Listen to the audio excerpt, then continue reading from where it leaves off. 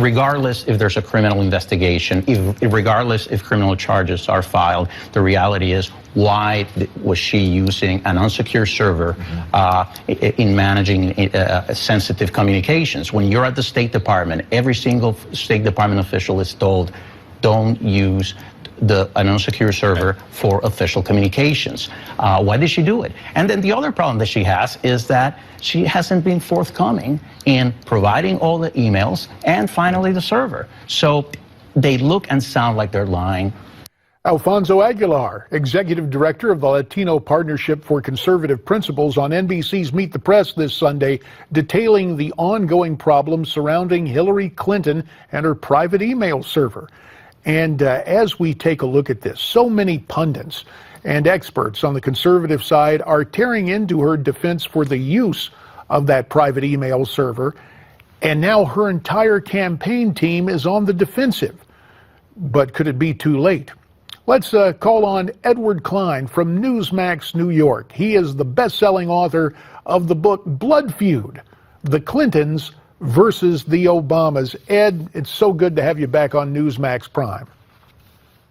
It's good to be here with you, JD. One of Jeb Bush's advisors says the current investigation ultimately really doesn't have that much to do with the server, but has everything to do with Hillary Clinton and her honesty. Do you agree with that? Absolutely. The FBI does not investigate servers. The FBI investigates people. And no matter what the Clintons say, she is under investigation by the FBI. And as that investigation continues, as the heat is turned up, do you expect Hillary to hang in there, or will she hang it up eventually? Well, you know, it's too early to say that Hillary Clinton is a dead woman walking, but it certainly doesn't look good for her.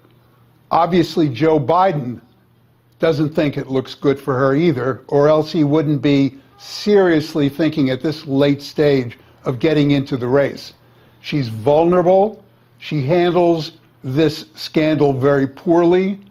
The head of the FBI, Mr. Comey, is not bribable.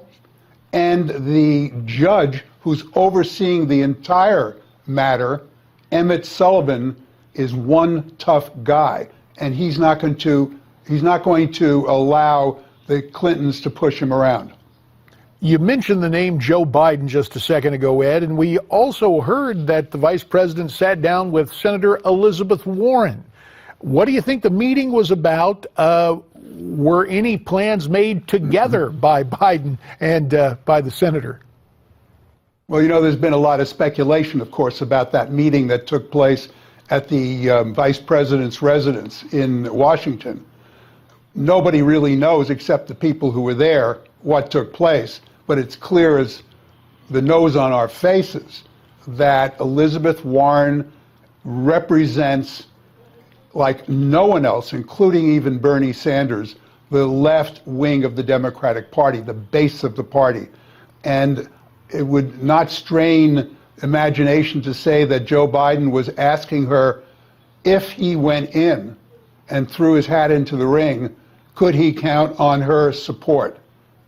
Whether he can or not, I don't know. Yeah, there's been some speculation, Ed, and we've got about a minute 30 remaining. Some of the reports said they're looking to team up, that Biden, if he decides to run for president, would take a one-term pledge. Do you think there's anything behind those reports or that type of reasoning? Who knows? I mean, this is all speculation by a lot of different people. I heard that Jerry Brown, the governor of California, might come in and promise a one-term presidency. This is all, at this point, speculation. What I can tell you on the basis of my reporting is that there are advisors in the Biden camp who are begging him not to get in until after New Hampshire because they think Hillary is going to be roughed up big time by Bernie Sanders, and the party then will come to Joe and beg him to come in. Timing. It's so important in politics.